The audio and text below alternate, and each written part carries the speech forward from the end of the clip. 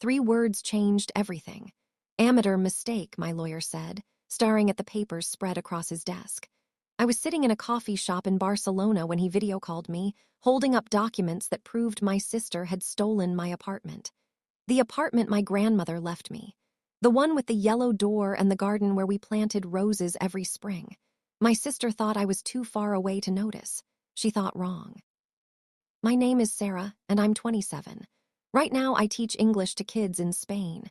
It's quiet here, peaceful, the complete opposite of my family back in Texas. My sister Jessica still lives there, 3 blocks from where we grew up. Everyone thinks she's perfect. The good daughter who stayed close, who visits mom every Sunday, who remembers everyone's birthday. Meanwhile, I'm the girl who ran away, chasing dreams across the ocean. But there was one person who never made me feel bad for leaving. Grandma Ruth. She had this tiny apartment near the park, with big windows that let sunshine flood every room. We'd sit on her old couch, eating cookies she baked that morning, and she'd tell me stories about when she was young. About how she moved to 3 different cities before finding where she belonged. "You're brave, Sarah," she'd whisper, touching my cheek with her soft hand. "Don't let anyone make you feel small for wanting more." When Grandma died last year, I cried for 3 days straight. My students noticed. My roommate brought me tea. But my family. Jessica sent one text, "Funeral is Thursday. Mom needs you here." I flew back, sat through the service, watched everyone cry. Then came the lawyer's office. Grandma's will was simple. The apartment goes to Sarah. My parents looked surprised. Jessica's face turned red, but she smiled and hugged me. "Of course, Grandma loved you," she said sweetly. "You were always her favorite." I should have known something was wrong right then. Jessica never admitted I was anyone's favorite. But I was grieving, exhausted, ready to fly back to my life in Spain. So I signed some papers, gave Jessica permission to handle the details, and left. She promised to send me copies of everything. She promised to keep the apartment safe until I decided what to do with it. She lied. 4 months passed. I was teaching a class about animals when my phone buzzed. My lawyer, Mr. Peterson, was calling. I stepped outside into the bright Spanish sun. "Sarah," he said slowly, "we need to talk about your grandmother's apartment." "What about it?" I asked, my stomach suddenly feeling weird. "It's been sold," he said, "last week. The new owners moved in yesterday." My brain stopped working. "Sold," I repeated like I didn't understand English anymore, "but it's mine. Grandma left it to me." "That's the problem," Mr. Peterson continued. "According to these documents, you signed it over to Jessica 6 weeks ago. She had full authority to sell it, except I never signed anything." I told him that, my voice shaking. He was quiet for a moment. "Then send me a picture of your signature from your passport," he said. "I need to check something." I did it right there, hands trembling as I photographed my passport. 2 hours later, he called back.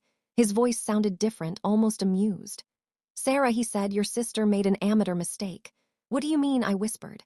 "The signature on these papers doesn't match yours, not even close. She tried to copy your handwriting, but she pressed too hard, made the letters too perfect."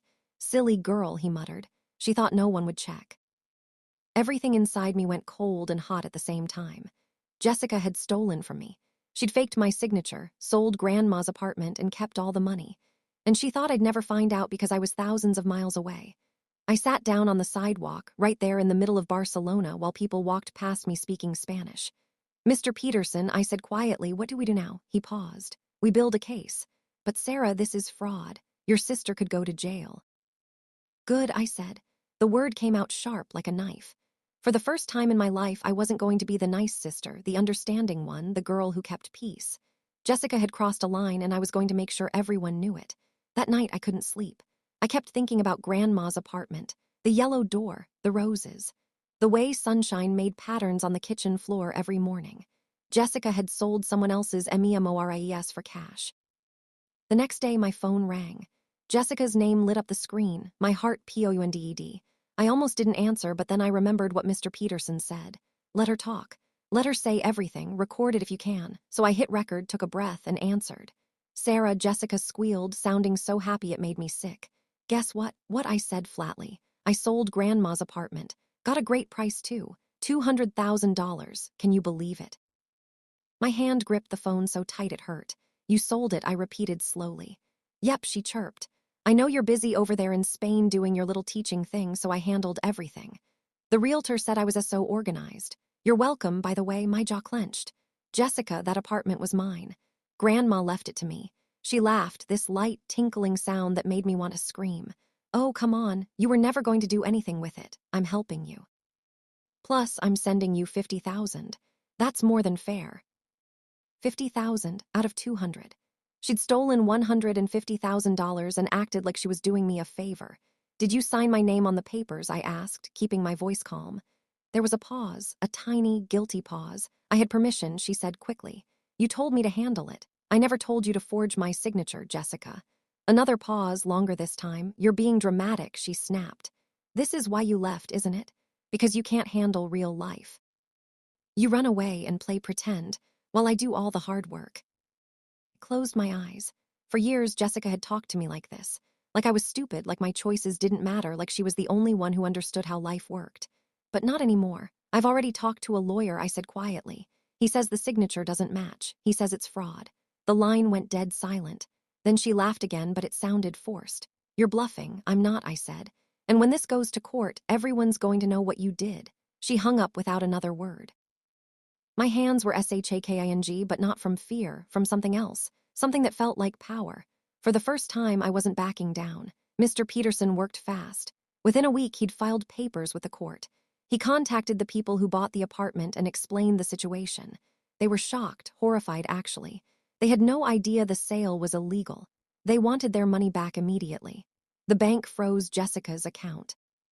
Every penny from the sale, locked. When Mom called, I knew it was coming. Sarah Elizabeth, what have you done? She said, her voice tight and angry. What I should have done months ago, I replied. Jessica stole from me, Mom. She faked my signature. That's a crime. Your sister made a mistake, Mom said. She was trying to help.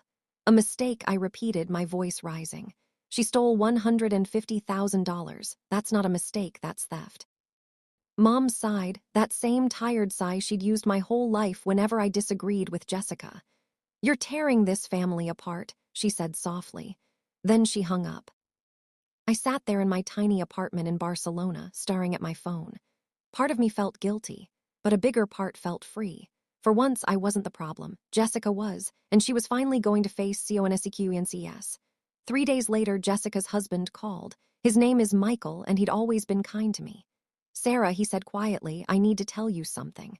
Jessica didn't just spend that money on herself. She used it to pay off credit card debt. $30,000 worth. The rest, she was going to use for a new car. I felt sick. She'd stolen my inheritance to fix her own mistakes. Did you know? I asked him. About the signature, no, he said quickly. I swear I didn't. She told me you'd agreed to everything. When the bank froze the account, I started asking questions. That's when she broke down and told me the truth. He paused. I'm sorry, Sarah. You deserve better. His words made me want to cry, but I didn't. I just thanked him and hung up. The court date came faster than I expected. Mr. Peterson said we had everything we needed. The forged signature, the recorded phone call, Michael's testimony. Jessica's lawyer tried to argue that Grandma wasn't thinking clearly when she wrote the will, that she meant to leave the apartment to both of us. But Mr. Peterson had Grandma's medical records. She'd been perfectly healthy, sharp as ever. The judge looked at Jessica with disappointment. This is fraud, plain and simple, he said. You will return every penny to the buyers, and you will pay your sister damages for emotional distress. Jessica sat there, her face white, tears running down her cheeks. I should have felt happy, victorious, but I just felt empty. That night, Michael sent me a message. Jessica wants to apologize. Would you talk to her? I stared at those words for a long time. Then I typed back, no. Some things can't be fixed with sorry. I sold Grandma's apartment myself 6 months later, this time legally. I used the money to open a small language school in Barcelona. I named it Ruth's Place after Grandma. On the wall, I hung a picture of her yellow door and the roses we planted together. Students ask about it sometimes. I tell them it reminds me to be brave, to stand up for what's right, even when it's hard, especially when it's family. Jessica and I don't talk anymore. Mom calls sometimes, asking when I'll forgive my sister. Maybe never, I tell her. Maybe some bridges are meant to stay burned. And you know what? I'm okay with that. Because I finally learned what Grandma tried to teach me all along. Your worth isn't measured by who stayed or who left. It's measured by whether you stood up for yourself when it mattered most. And I did. If you've ever had to fight for what was yours, let me know in the comments. Hit subscribe because trust me, you'll want to hear what happens next. This is Iron Revenge, and remember, distance doesn't mean weakness. Sometimes it means you're just far enough away to see the truth.